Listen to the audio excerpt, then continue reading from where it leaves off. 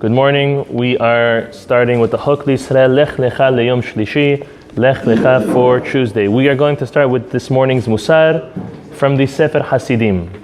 Shanu b'Talmud Yerushalmi. As we know, there are two primary Talmuds, Gemarot that we have.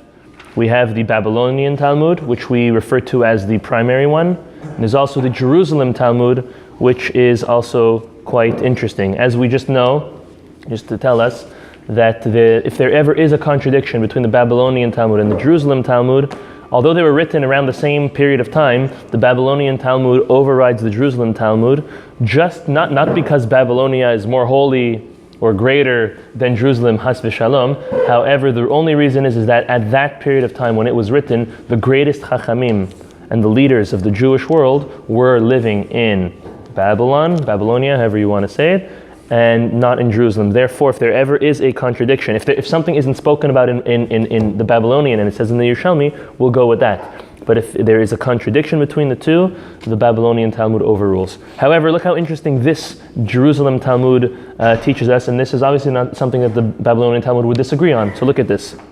Misha sarach al havero tichila, one who's hurt, who's done wrong to their fellow, ve'alachu bikesh mimenu mechila, and then he goes and asks for forgiveness. Pam rishona ushniya v'lo kibel mimeno. Yeah, we're in the Mussar. I'm at the right day? Am I doing the right day? Yep. Yes. Okay. So you came once. You came once to speak to your fellow. You tried to appease him, didn't work. Second time you came to appease him, didn't accept it either. What do? Ya'aseh shurot shel bnei adam v'faisenu bifnehem. What you should do is you should gather people and make like a lot of people around, that when you're going to approach the individual, it's going to be in front of others, and others will be able to say, no, don't turn him down, give him a chance, he's accepting forgiveness. Maybe that peer pressure that the Talmud is telling us a person should do will help overcome the situation and appease the individual and restore peace again.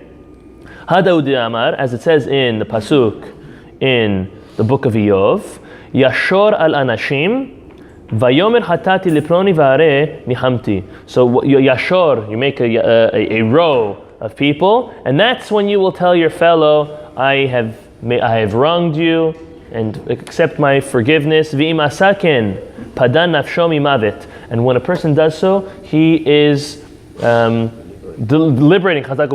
liberating himself from the punishment of death that is granted to him, God forbid, when not appeasing and making peace with the other individual. And how does the Sefer Hasidim know that? Padan nafsho me'avor bashachat. That when one liberates his soul, when he forgoes the destruction. And the destruction that the Talmud is learning, or the Sefer Hasidim is learning in that situation, was the destruction of the distortion and the coming to the end of that relationship because of the quarrel and the disagreement. Amar bi Yoseh, Hada de amre beoto shelo hotzi shem ra al chavero, aval hotzi shem ra al chavero en lo mechila olamit. So this is obviously why we're bringing it to continuation of yesterday. He says that's only if you didn't say something derogatory that's not true about the individual to others. Meaning, if you'd said lashon hara, we know that is true and derogatory. Or if a bad word went between the two of you, one was insulted or back and forth, that's fine. You could always appease the individual and come back and make the peace. However, motzi shem ra, when you speak something false, which is derogatory about a fellow to another, whether it's one other or many other, all the more so, then there is almost no, he says, there's no way to have a full teshuvah and to make it completely better. Rather, it says so, en lo mechila onamit. So you're just impressing upon us the severity. Well, so how's the difference between that and lashon hara? That's the question. You can't take lashon hara back. True, no? Right, but it's a Torah prohibition. It's completely not allowed. You can't even with lashon hara though. The difference lies in the word truth. Right. Because lashon hara, okay, a person did some bad things and everybody knows about it. No one knows about it. No one knows about it. But it's true. So there's I'm not damaging his name. I'm not adding something that is not true about him for whatever he did. Someone did something in hiding and no one knew about it except for you. And you exposed him and it's fully true. How could you ever get mechila on that? There's obviously a difference between Motzi Shem Ra and there is. There's one more love. There's one more love. I think the Chavetz Chaim brings down that there's one more prohibition when you say that. Imagine how the person feels. The person that didn't commit anything, and yet he's accused, and everybody's talking about that he did, even though he didn't. His pain is a lot harder. We said, I don't want to argue with you, but I said we learned opposite yesterday. We learned that if a person should think of, if you're going to say something bad about someone, how much audacity would you actually have to, in front of that individual, say something not true? If it's something true, you'll have the courage to say it because you know you're putting the other person down and the person has nothing to answer. And he can also take it because he knows that he did it. Opposite. It's more embarrassing if it's true. Yeah, because then you know it's real. If it's not true. If I say right now, Yaakov did something and you never did it. I think that's worse. That's worse than if I say you did something that's true? Yeah. No. I think it is worse. Okay, let's take a poll. Aiki. No, definitely not. Because if you didn't do it, then who cares? Exactly. It's like if I call you a monkey. Are you a monkey? You know you're not a monkey. So what? That's not what I'm saying. What do you say, Barry? Right? No, seriously. This is a rule. We're gonna get around. We're gonna get to you. We're gonna get to you. Not in front of him. We're not talking about in front of him. Habub, we're gonna get to you. 1 second. We're gonna go around. Okay? I always tell my children. We're gonna get to you in 1 second. Well, I always tell my children, if someone calls you a bad name, if someone insults you, and you know it's not true, it doesn't. I come and I tell you you're a monkey. I tell you you have 6 fingers. A bad name is not Motzi Shem Ra. No. It's a totally different story. If I call you a liar and you're not a liar. If I say that you don't know how to play basketball and you know you're good and you know you're happy with the way you are, what do you care? Okay, we're gonna go around. Aiki, what do you say? I told you. If somebody says something that's not true, you shouldn't bother you as much. Very good. good. It's true, you're more embarrassed because you know it's the truth. Right. Okay, that's your opinion. Somebody says something that's not true, I don't dignify by answering it. Ooh, okay, Joel. It's not worth it. It's not worth it. No, but which way hurts more? Which way? The truth. Truth, you think? Moises. Yes, the truth. Yohanan from Israel. But if you're saying something that you know is not true about that person and you say it anyways, you do it with an evil intention. Definitely. That's why this one is more punishable in this case. Good, I agree, 100% agree. That's the point I was trying to say. Exactly, that's the point. At the end of the day, when I'm saying something not true about somebody else, and he's not there, here, the way I understand the Lecha, he's not here to defend himself. So therefore, if I'm calling somebody a thief, and I'm telling everybody, this guy's a thief, I'm ruining his life. Nobody's going to ever sell anything to him, even though it's not true. However, if it is true, he's a thief, and I'm saying, you know what, that's a thief, he knows. He's not getting affected. He's not saying, oh, this is affecting me. No, he knows he's a thief. That's the problem. It is more damaging to say to some. That's why le'olam he can take it back. He can go back to the other 50 people and say, "Oh, I take it back," and I have to go to everybody. And they said it to everybody else, and they said that's that's why it's le'olam he cannot return it in this case. That's why. Very good, Mark. I think when he's talking about damaging, but that's not really what we're trying to say here. We're trying to say what hurts more. Now it's really like what's more damaging. Could be more damaging, but it hurts less. Because the guy knows it's not true. Very good. I think we all agree with that. I agree with right? that. I think we all agree with that. Yeah. Meir, Chavod. בדרך כלל יש לך מה לומר. Okay, Baruch Hashem. Okay, let's get back. Very good. No, we're on video. Okay. All right. Now it's not looking, you can say something. You don't tell him to. Okay, fine. Okay, moving on to the next concept. Okay, so I think we all agree what hurts more and what's more damaging. I think that's what we came out with. Okay. אי אפשר להחזיר לעולם. What? אי אפשר להחזיר לעולם. כן. את הפגיעה. בשניהם you can't. גם לשון הרע וגם מוסיף שם רע אפשר להחזיר, אבל מה הכי גרוע בשביל הבן אדם שמקבל את זה? זה ככה that's the question. What's the worst for the person receiving it? Okay, thinking. Okay, Rabbi, you already said it's good. we good? We're very good. Back. Tzier Adam We'll edit it Ki'ilu. Tzier Adam Ki'ilu Tzier Olam Maleh. If an individual hurts a person, it's as if you're hurting and destructing, chas v'shalom, a complete world. When you cause pain to one, it's as if you're causing pain to a whole world. Shekol mash ba'olam yesh ba'adam. Everything that there is in the world, there's in the person. Now that's a deep line. And we know what that means. We know that every human being is a world in and of itself. The nature of the world is very comparable to the nature and the science of the human body.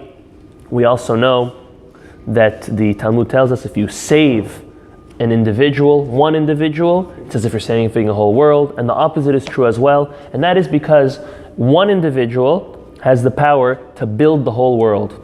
We learn this from Adam, we learn this from Noah, we learn the opposite is true, and one individual also has the power to destruct the whole world. So each and every one of us, every single human being, has that very important responsibility to know that you can either build a complete world, or God forbid, the opposite. Exactly. Next, rakak befanav, if a person spit in front of another person, or spit to or at a person, velo igia bo harok, patur midinei adam v'chayav b'dinei shamayim, afilu tzier kolshehu. So let's say Reuven dislikes Shimon, and in his haste of his hatred, he spits at him, which is one of the greatest insults. Lo aleinu v'lo alechem, which is asur, by the way. Here he's learned that he was spitting at him, but it didn't get to him, it fell on the floor. He intended to, but it didn't get there. Still he is punished from Dinesh Adam here in Bet Din. A person cannot go and claim that he embarrassed, right? Boshet. You can't go and say, Yaakov spit at me, has v'shalom, and I'm going to court and I'm suing him or I'm requesting money for the embarrassment that he caused me. I can't because it didn't get to me. However, in Shamayim, the individual who spit is held accountable because now he caused me pain. He caused me disgust. He caused me this uncomfort and this pain, which now he is liable for.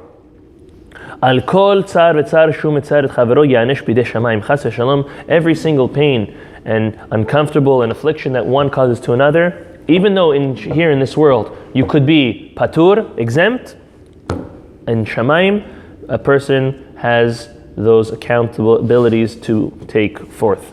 Shenemar, ki al kol ele yiviacha ha'elohim b'mishpat, al kol ne'elam, on everything which is hidden, meaning things that we can't prosecute a person in this world for. However, in Shamayim, Kodesh Baruch Hu knows our intentions and knows what we do and why we do it. Rabotenu darshu, may al kol ne'elam, ze ha'orek kina bifnei chavero v'nim'as ba.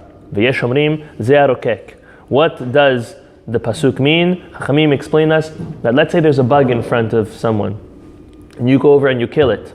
If it disgusts that other individual or scares them for any other way, then that is something which a person is, again, in court, in Bet Din, cannot be held accountable for, but in Shamayim it is. So let's say an individual is creeped out from bugs. And you love bugs. You squish bugs with your fingers. You'll squish a bug with your nose. Okay? And you know that disgusts me. And you come and you do that in front of me. You are held accountable for that discomfort and that pain that you are causing another individual. By taking a Kleenex, taking it, squashing it, moving it away, that's fine. Excuse me.